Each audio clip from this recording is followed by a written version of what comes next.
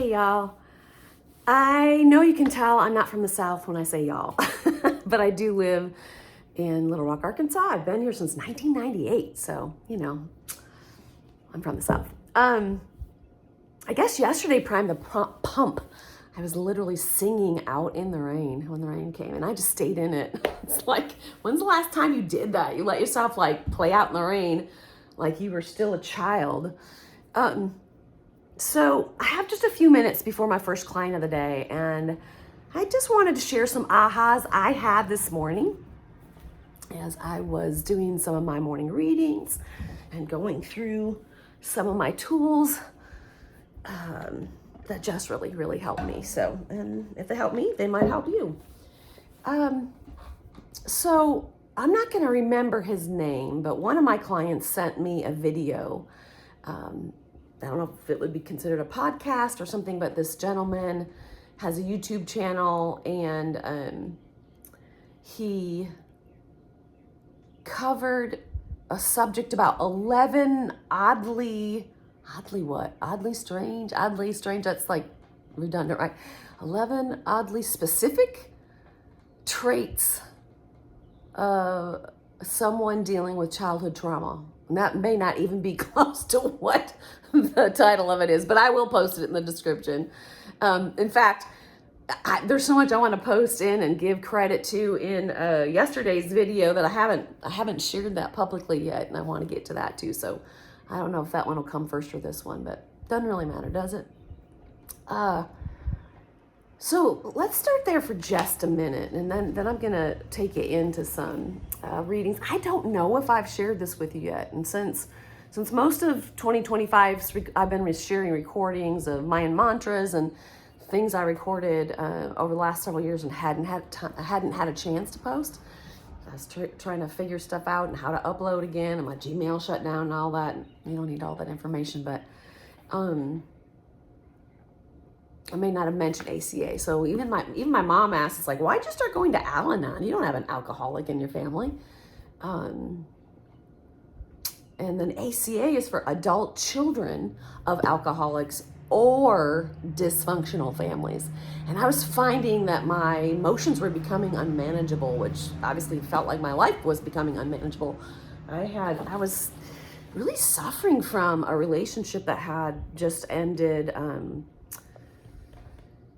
I want you to receive this with grace if you ever watch this. Maybe I won't be so specific about who it was I was living with at the time. Because she, good-hearted, oh my God, it's like the love and joy and goodness and healing that she brings to the world is amazing. And it comes from this, I believe, this huge heart. So I think it stumped her. She didn't understand why I would have such a strong reaction to her. And this morning I had the huge aha. So I got to bring it up because it's part of my story, part of my healing. But remember, it is my story. This is about what I'm experiencing. It is my reality, but it doesn't make it true to anybody else. It doesn't make me right, anybody else wrong. We're having a human experience, and all we can really do is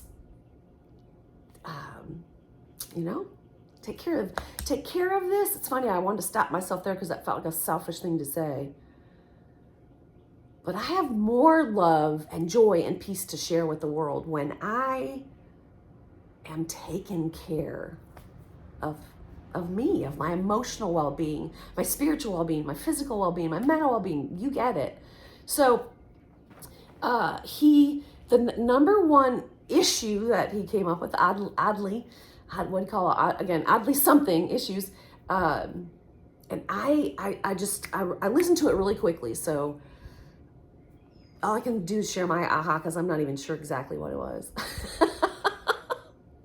I love that y'all, if you've been on here, much, you know me by now, I can ramble, I come on and I'm scattered. I kind of know what I want to share, and I kind of don't, and I kind of like it like that, where somebody else might be well organized and they know, hey, let's stay focused. This is what we're sharing today.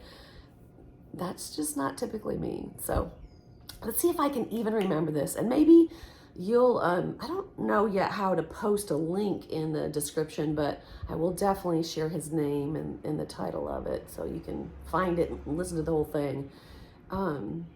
So I think one thing I did to really, she might not choose the word annoy a previous roommate, was as she was leaving and I was experiencing some pain and couldn't really explain to her why, one of the things she said was, I hope you'll learn to consider how you affect other people, Laura, when you say something or do something or commit to something and then you end up changing your mind. I think at one point she even said, I've just watched you do this. I know I'm putting the tone on it. I doubt this was her tone, although I did receive it with, I felt ashamed. I felt some judgment, whether it was there or not. This is my inner child having her own very valid and real experience. And I heard it as, oh, good. That just kind of flew out of my brain. Because another thought that popped in is, I love that when she met me, she saw me. She saw my true self. She saw my truth. She saw me as, a shaman doesn't call themselves a shaman, but there's a few people in my life that identify me that way. And I have studied with a shaman that I met in Hot Springs who now lives in France. I've studied with a Mayan elder and shaman, Don Miguel Angel Vergara Calleros. You've heard me mention his name many times. A Mayan elder in Mérida, Mexico. Mérida. And she saw the shaman within me. She saw my Mayan priestess self. And I can love that she was probably always speaking to maybe the highest in me. I don't want to use the word best because I think on here I try to gently guide you through taking out words like best and worst, good and bad, right and wrong, believe it or not. And that's probably hard for a lot of us. What do we do if we don't think things are right and wrong, huh? We might go astray. Oh no. So I love that that's what she saw in me. In fact, another Unitic posted a picture from 2019 when I was sharing at Unity of Little Rock. And I saw this picture of me and it was like looking at another person. And yeah, that was nearly 6 years ago. So I was my younger self. And I think you see in these videos, when I start sharing with you, I may have woke up depressed, and I didn't this morning. Thank goodness. I started walking early. It's a new routine for me, and it's helping me get out of that depressive morning cycle. But I could wake up depressed, and I get on here to share with you all, and a lot of times it's because I've been practicing, I've been using my tools in the morning, and my joy comes to me, my gladness to share with you all what makes a difference for me. You hear me use the words changes the channel in my brain. It creates new neural pathways. It gets me off that well-worn rut. It changes the channel in my brain. It raises my very vibration, which I think ripples out to all of creation. So let's pause for a moment and see what thought feels like it really wants to come forward, because so many are coming at me that I've already gone down a few different rabbit trails, and that's okay. So she saw my Mayan priestess self. Man, I saw it in that photo, and I was sharing. I think my dear friend Bill Bennett was speaking, and my other dear friend buddy Case. I haven't had enough time with you lately. And I were doing the music, crafting the whole service musically. Did everything but the delivering the, I don't know what we call it at Unity.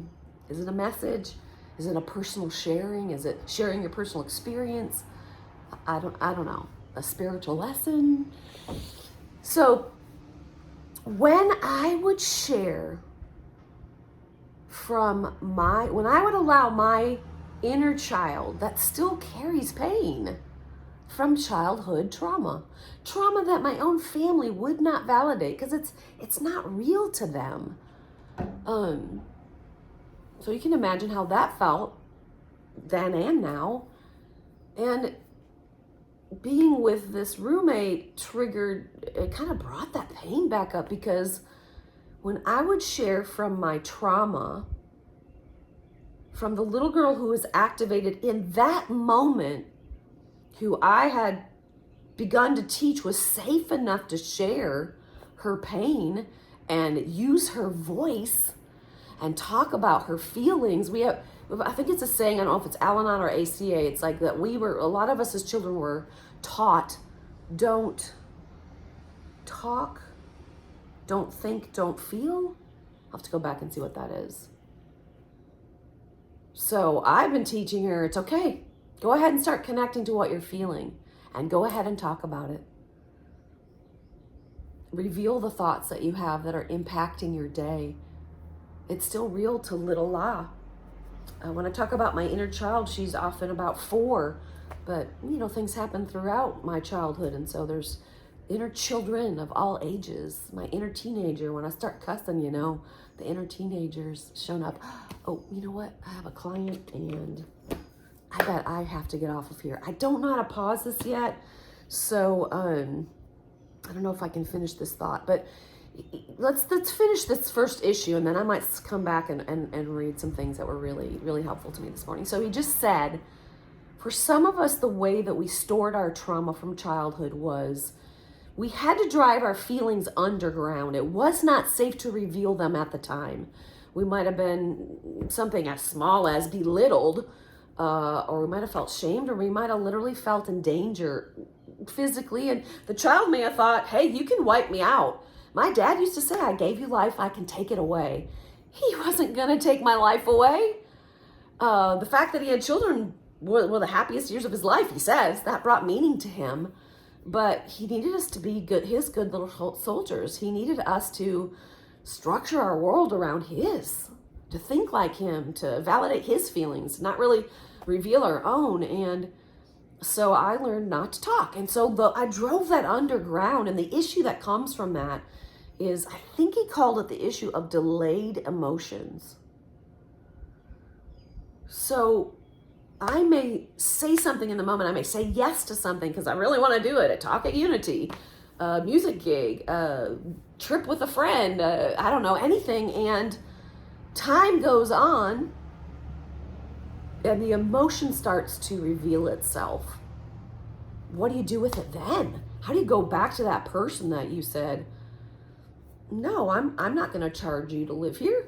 Because I have a good, kind heart, and I want to be my loving self, and I want to support you in your life's journey and help you save money to travel the world. And then some feelings start to come out of that maybe that doesn't feel equitable. Maybe that's not adult to adult. Maybe that's not a spiritual, the highest choice for both.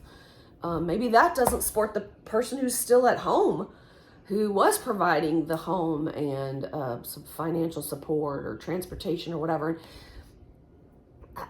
I'm not going back and taking those things away. They came from an open heart.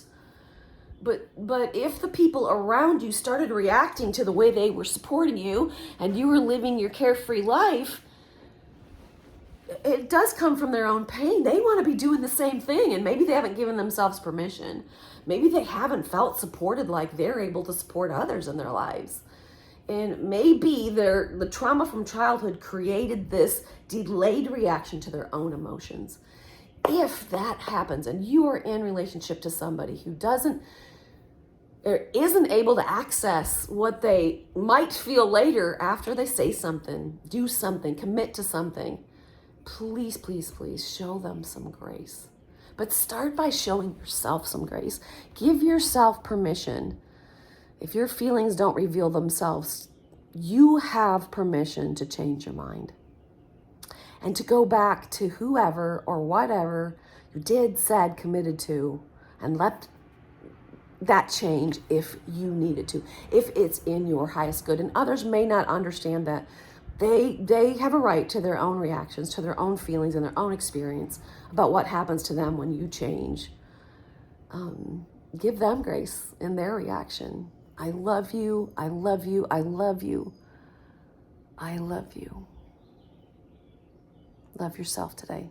Bye for now.